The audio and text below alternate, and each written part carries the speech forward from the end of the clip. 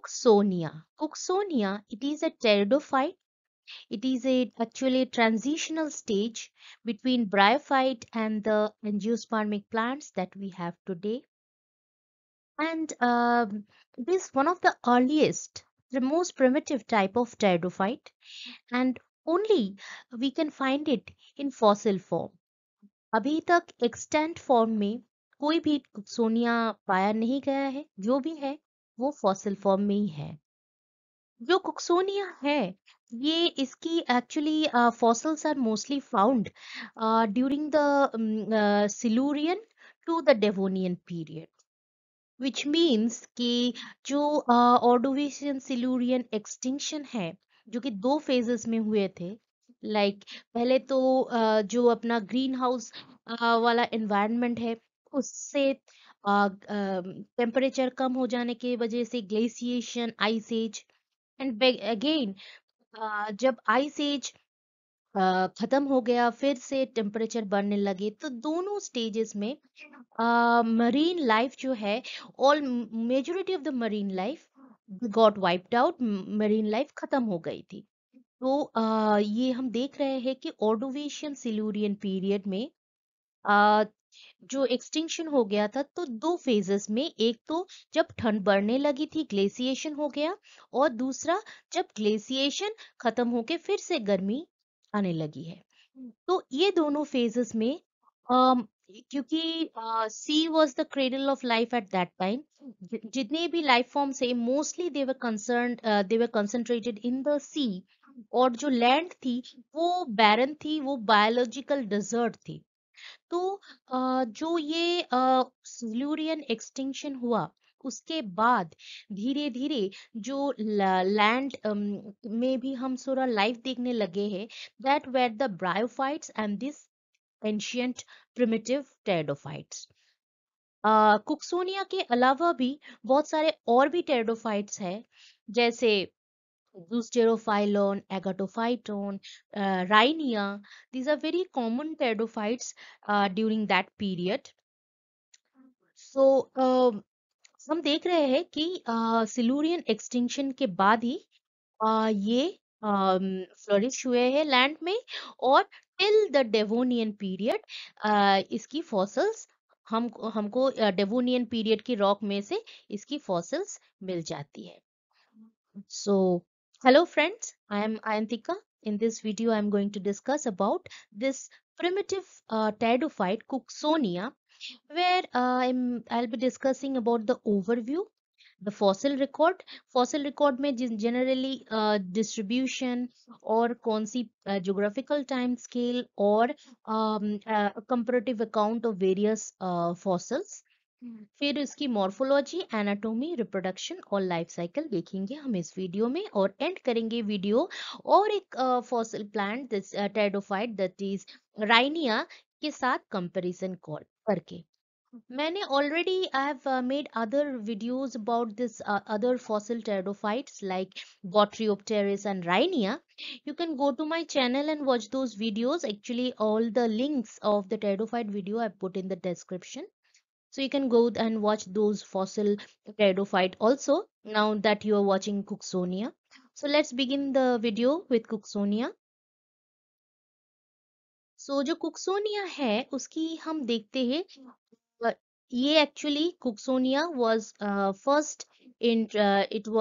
first discovered by William Henry Lang, and he collected this fossil from um, this Ireland, and he named it after his one-time co-researcher Isabel Cookson, जिनके साथ actually इन्होंने दूसरा एक plant species जैसे बैरागवानाथिया, ये बैरागवानाथिया को discover इन्होंने किया है ऑस्ट्रेलिया में, and they were working together.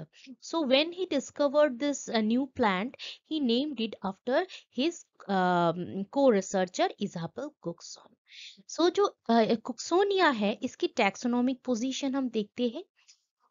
Taxonomic position है डिवीजन ट्रैकियोफाइट। एक्चुअली जो प्रिमिटिव टेरिडोफाइट्स है, जो प्रिमिटिव लैंड प्लांट्स है, उनमें जो फर्स्ट जाइलम वेसल्स ट्रैकिया देखा गया, फर्स्ट जाइलम देखा गया, तो वो ट्रैकिया था। और इसीलिए इसको हम ट्रैकियोफाइट्स बोलते हैं। जो tracheophytes will include all the primitive vascular plants. जो जितने भी जाइलम के डिफरेंट टाइप ऑफ टिश्यूज है, first tracheids was first to evolve, and this was practically the first type of xylem. And this type of and the plants that contain this tracheids, these primitive plants were called tracheophytes, but now it has been replaced by pteridophyta. You can go by either tracheidophyta or pteridophyta depending आपके university में कौन सा use कर रहे हैं. Now it belongs to this class Rhiniopsida and order Rhiniales. Now these are basically the most primitive जो भी pteridophytes है, जो भी बहुत अर्ली pteridophytes है, they are they actually they are named after this Rhiniopsida or Rhinialis. It is named after a plant, fossil plant Rhinia, जिसकी fossil भी ये कुक्सोनिया फॉसिल के आसपास ही मिला था। जैसे कुक्सोनिया को आयरलैंड में मिला था, वो बर्दिनशायर स्कॉटलैंड में मिला था।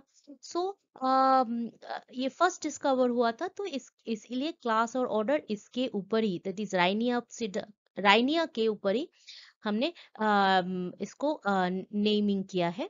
सो जो कुक्सोनिया है ये राइनियोप्सिडा क्लास और ऑर्डर राइनियालिस में है, और फैमिली कुक्सोनिएसी में है।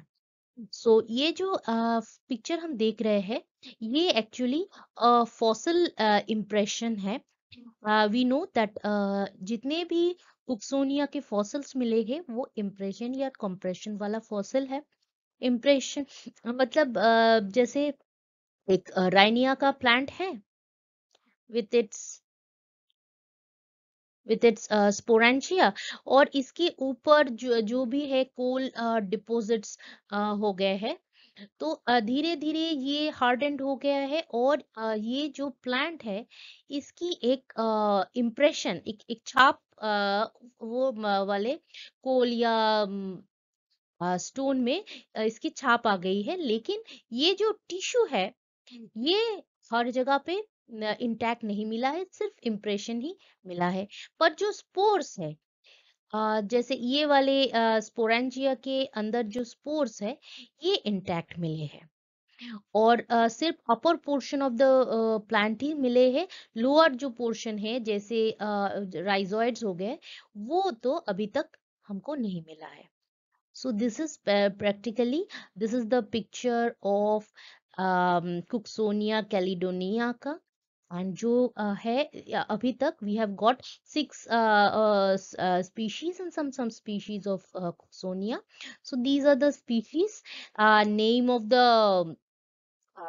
researcher and the year where when it was found.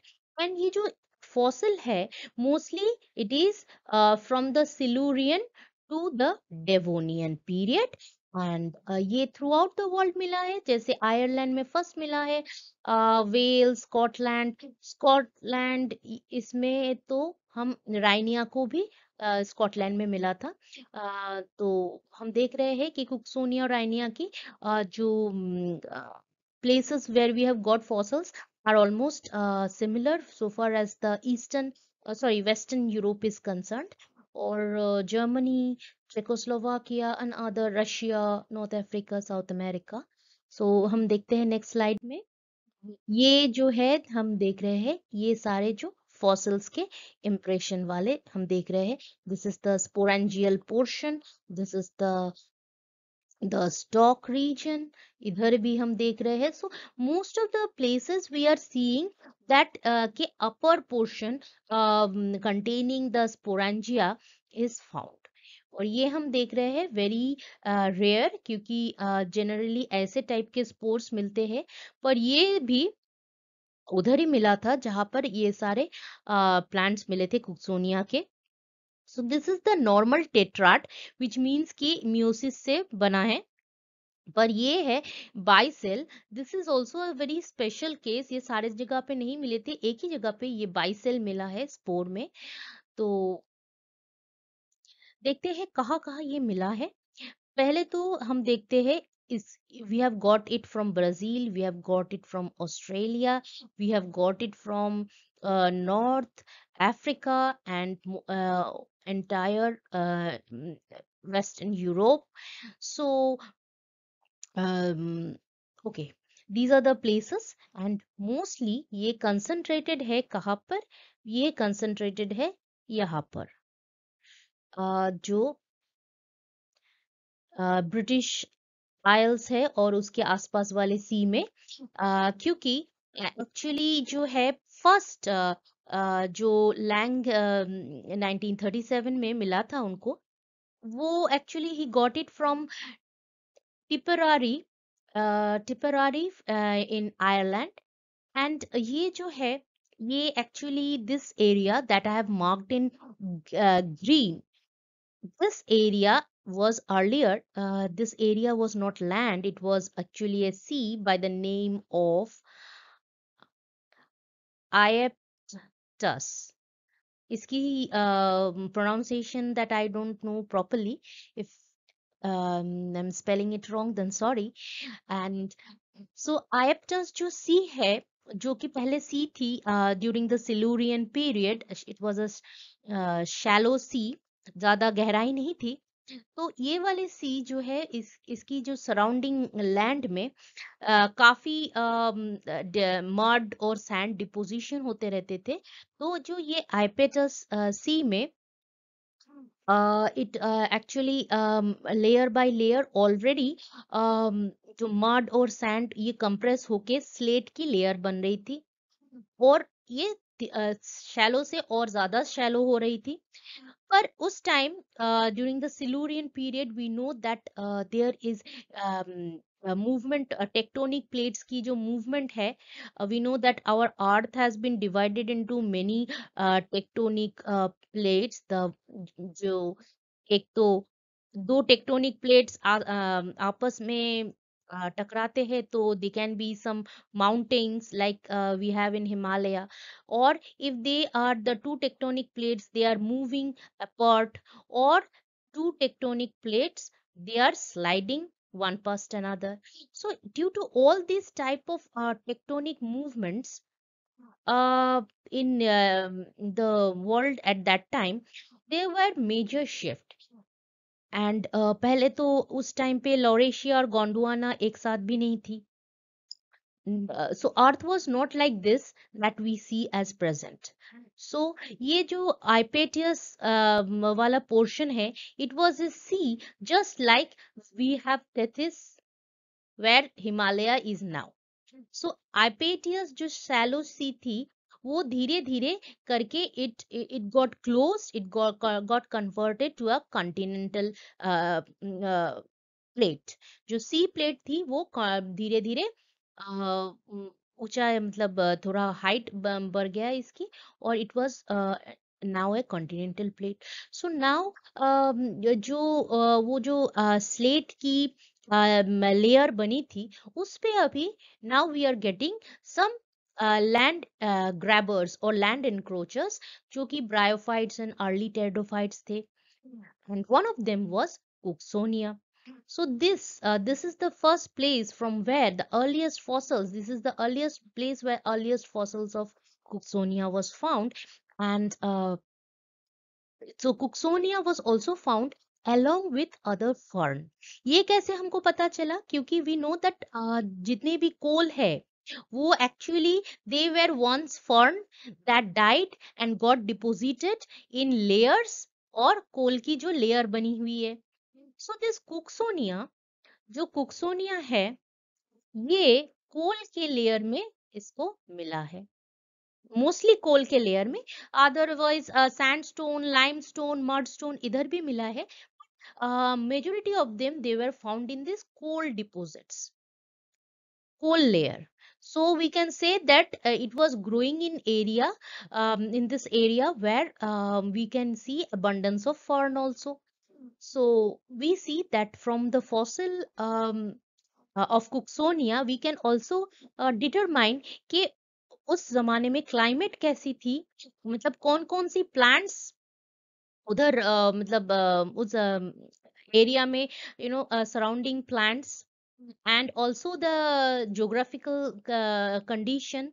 So जैसे ये marine से coastal climate में actually we know that Cooksonia is growing in a coastal region, because ये water में नहीं, land में ही इसका it is found to be growing. Because if it is not in a land, marine environment में अगर कुक्सोनिया रहती तो इसकी vascular system की कोई जरूरत ही नहीं पड़ती उतना क्योंकि diffusion से ही काम चल जाता. But it is as because it is in land, it has got a certain very rudimentary tracheids, so we see that it is a land plant. So we see that Cooksonia is very important from the paleobotanical aspect, because we are getting to know that it was growing in an area that was earlier it was a sea, now converted to a continental plate.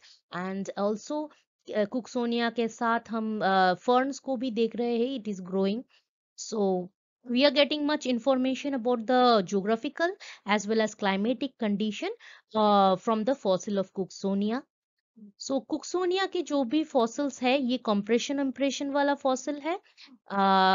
And जो है mostly most abundant are the spores. Cooksonia की maximum जो है वो ये leafless stock और इसकी sporangia है, और उसमें भी मैक्सिमम जो है ये स्पोर्स की ही फॉसिल मिलती है, क्योंकि spores are more resistant to the various harsh climatic conditions. उसमें ऊपर का स्पोरोपोलेनिन रहता है, तो it is more resistant. So अब देखते हैं इसकी जो geographical time scale है. हम देख रहे हैं कि ये जो है ये है सिलूरियन से लेके Devonian tak. So late Silurian to early Devonian, we are seeing Cooksonia. And जो कुक्सोनिया पार्टोनी और हेमिस्पेरिका जो है, ये दो है earliest Cooksonia that were discovered.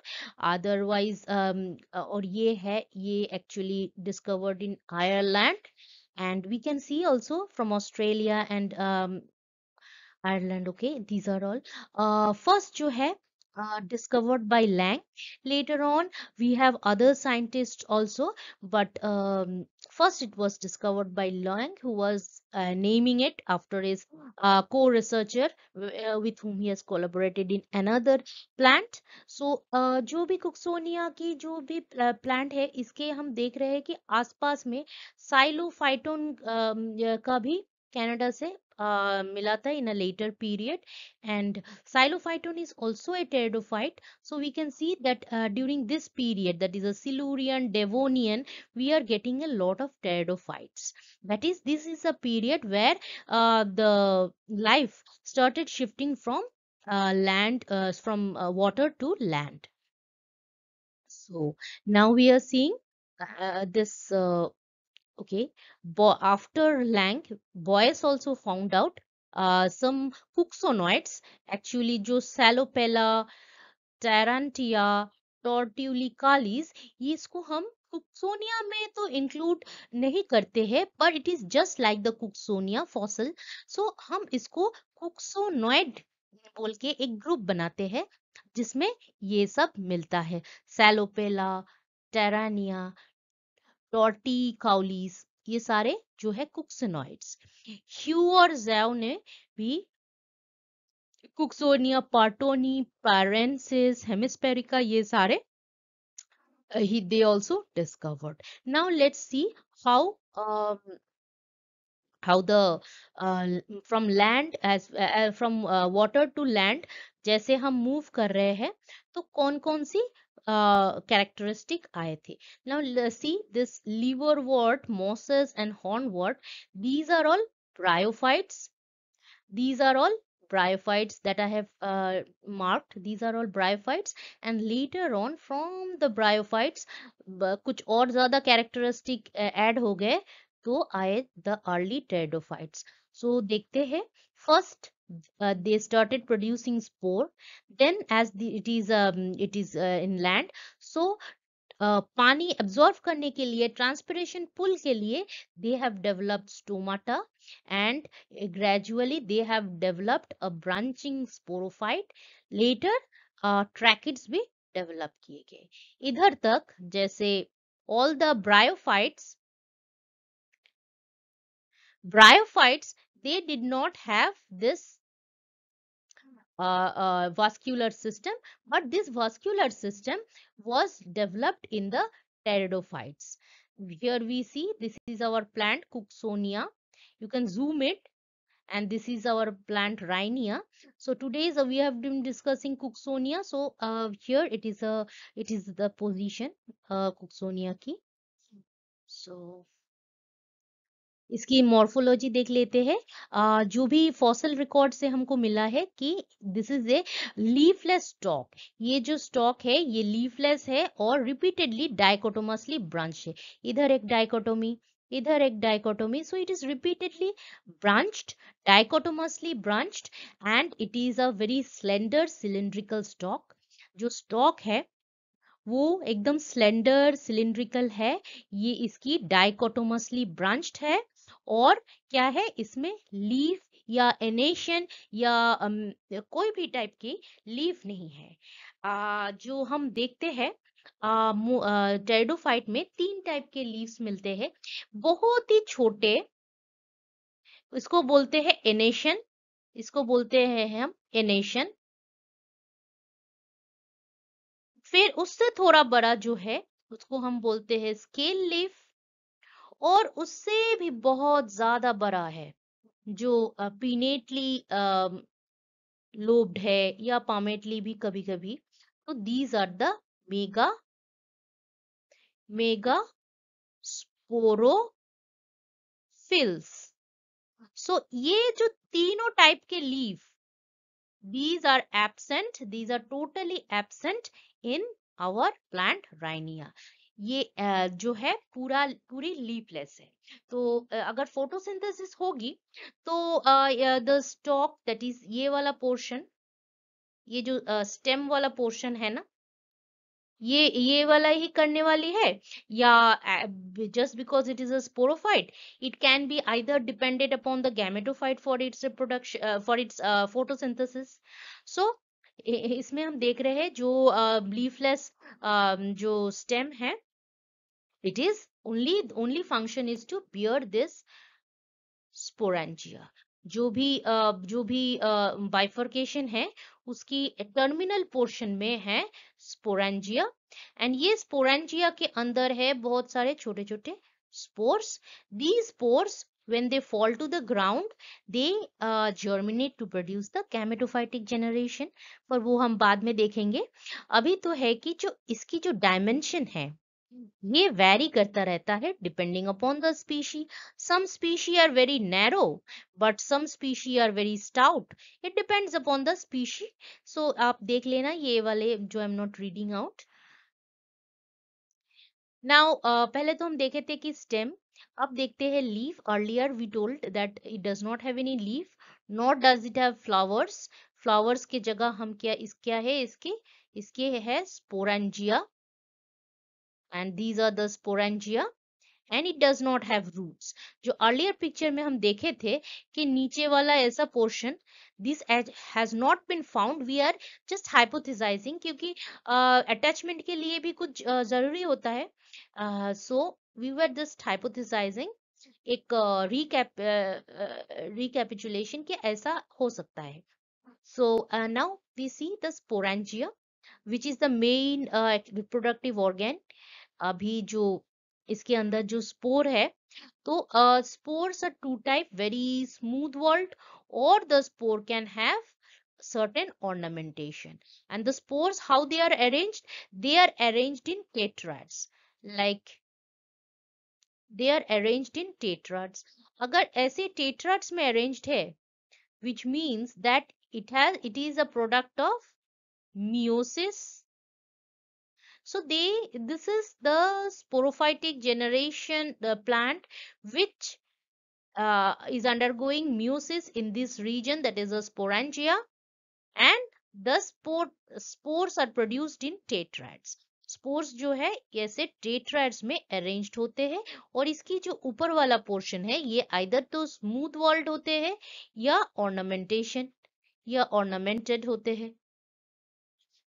और जो स्पोरेंजिया है इसकी भी स्ट्रक्चर के हिसाब से we can differentiate it into different species. Some species, they are hemispherical, some are totally spherical, some are bit flat, some are bit elongated, so that we will see in the next few slides. However, this according to the shape and size of the sporangia, different species has been named. So देखते हैं हम ये जो that this is what I was talking, कि कुछ है जो spherical, hemispherical, elongated, ये है reniform, kidney shaped. So depending upon the shape of the sporangia, we have actually uh, grouped it into different species. Apart from Cooksonia भी बहुत सारे plant है जो Cooksonia के जैसे ही दिखते हैं, तो that we have put it in Cooksonoids. So all these are based on the structural difference in the sporangia portion. So at a glance, though we are everything is looking like the same, but when we are differentiating it according to species, we are considering the sporangia portion. So we see that ये जो है difference sporangia, जो कॉर्टोनी है इसकी जो sporangia थोड़ा flattened है, और जो स्पोरेंजियो 4 है ये थोड़ा नैरो है। और हेमिस्फेरिया की जो है sporangia, it's like a hemisphere, but जो स्टॉक वाला पोर्शन है ये थोड़ा मोटा सा है, it is a broad ones. Cambrensis जो है ये बहुत ही पतला है, इसकी जो स्पोरेंजियोफोर, एंड ये जो स्पोरेंजिया है ये भी हेमिस्फेरिकल है। तो हम देख रहे हैं कि ये भी हेमिस्फेरिकल है, ये भी हेमिस्फेरिकल है, लेकिन इनमें से ये जो स्टॉक है, स्टॉक की डायमेंशन और शेप डिफरेंस है, तो हमने इसको डिफरेंशिएट किया हुआ है। फिर हम देखते हैं जो कैलिडोनिया, इसकी तो स्पोर ही रेनिफॉर्म और किडनी शेप्ड है, तो इसको it's very easy to distinguish. And जो है पैरेंसिस, it is looking more or less similar to this one, but क्या है ना कि इसकी जो वो है स्पोरेंजियोस्पोर है, it is much more flattened than this pertonii. जो स्पोरेंजिया है ये थोड़ा ज्यादा फ्लैटेंड है इसके हिसाब से। So this is the pertonii, जो ए है ये है पर्टोनी, और ये है hemisphaerica. So you can just compare the diagrams. So ये है कैमेम्बेंसिस, ये वाली है caledonica. So you can go back and forth the slide and see what I was saying. So अब देखते हैं इसकी इंटरनल जो स्ट्रक्चर है, एनाटोमी है। जैसे ये हो गए अपने जो पोर्शन, द स्टेम का पोर्शन है, इसकी हम अगर ट्रांसवर्स सेक्शन करते हैं तो हम देखते हैं कि इसमें जो भी सेल्स है इसकी कोई इंटरनल उतनी डिफरेंशिएशन नहीं है, विच मीन्स दैट जो हम देखते हैं कि जो भी सेल्स है इसमें हम जैसे कभी कभी होता है ना कि बाहर वाले सेल्स थोड़ा थिक वॉल्ड और अंदर वाले सेल्स थोड़ा थिन वॉल्ड, ऐसे कोई डिफरेंशिएशन तो इसमें दिखा नहीं जाता। पर हाँ, इसमें एक चीज दिखा जाता है कि some species has got some very dark coloured inner region of conducting elements called tracheids. ये जो ट्रैकिड्स है, actually this was obtained from the fossil portion. Actually जो फॉसिल में फॉसिल जो मिला था उसमें थोड़ा डार्क कलर की सेंट्रल पोर्शन मिला था। So what they did is that this dark color central portion, they removed this portion by cellulose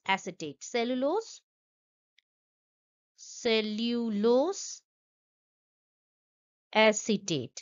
सो जो सेलुलोज एसीटेट की जो एक लेयर है, उसमें ये जो ट्रैकिड है इसको, when it the cellulose acetate was added to this fossil, जो ट्रैकिड है वो चिपक के बाहर निकल आया। एंड देन ये दिस ट्रैकिड्स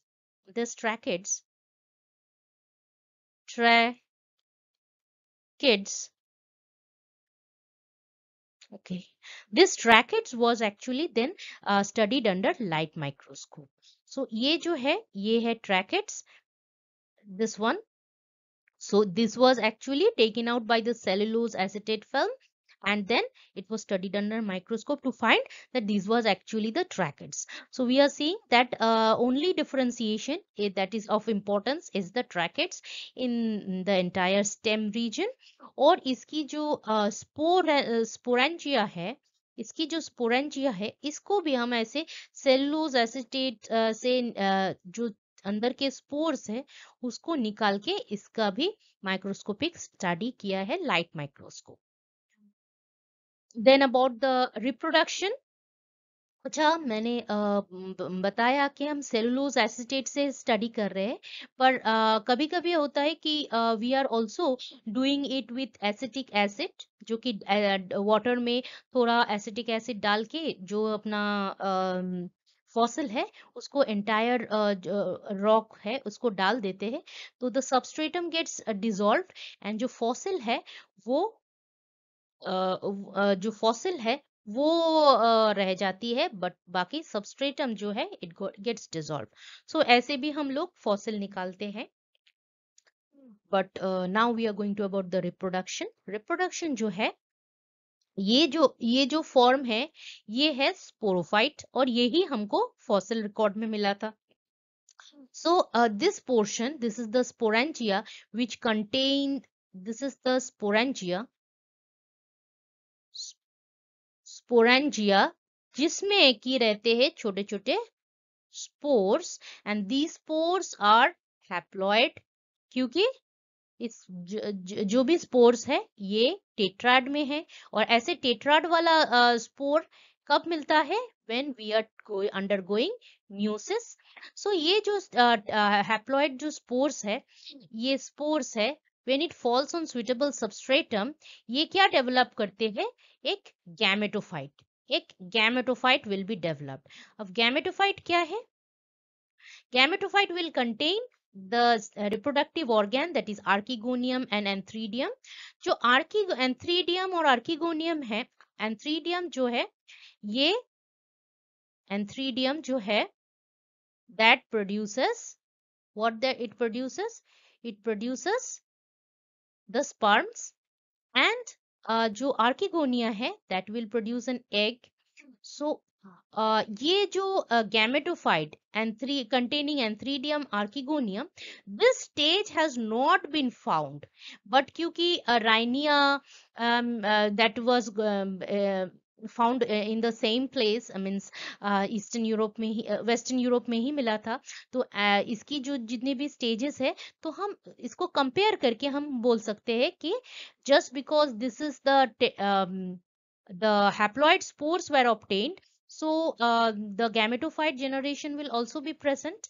So basically हम देखते हैं अगर लाइफ साइकिल की, तो जो है ये वाला मैच्योर स्पोरोफाइट हमको फॉसिल में मिला था, एंड इसमें हम स्पोरेंजिया भी मिला था और ये टेट्राड स्पोर भी मिला था।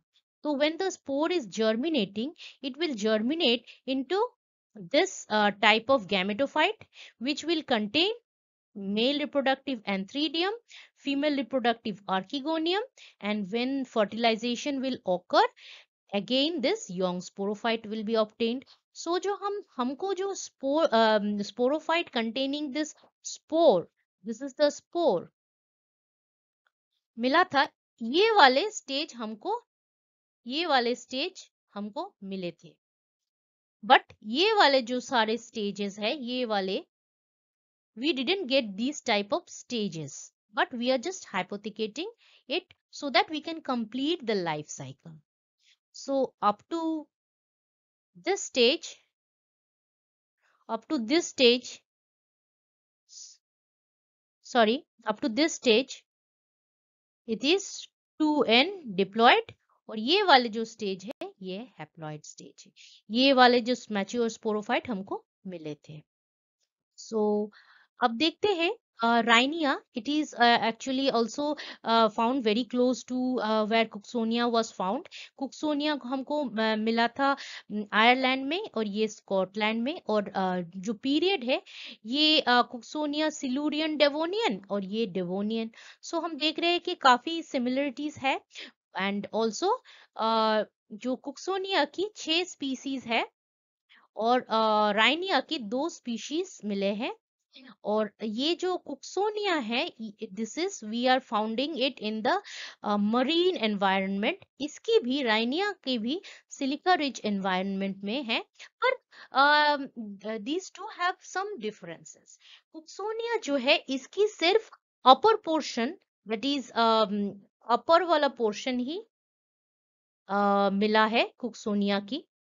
ये जो लोअर वाला portion, that is the subterranean portion, जो सबस्ट्रेटम के नीचे, जो मिट्टी के नीचे रहती है, जो हॉरिजेंटली ग्रो कर रही है, ये वाला अभी तक मिला नहीं है। पर ये राइनिया में काफी मिल गया है। So Rhynia is having an aerial system as well as a horizontal system, पर इसमें सिर्फ एरियल वाला पोर्शन ही प्रेजेंट है। So we are seeing that basic difference is the structural difference between Rhynia and Cooksonia. So this is the end of Cooksonia from my part. If you have any doubts regarding in this Cooksonia that I haven't mentioned and all, you can write it in the comment section. और कोई suggestion है तो also you write it in the comment section. If you want me to make any video on any new topic, you can also write it in the comment section. And if you like this video, do hit the like button, do share it with your friends, and also to subscribe, because your subscription, it really encourages me to make more such videos. Thank you for watching this video.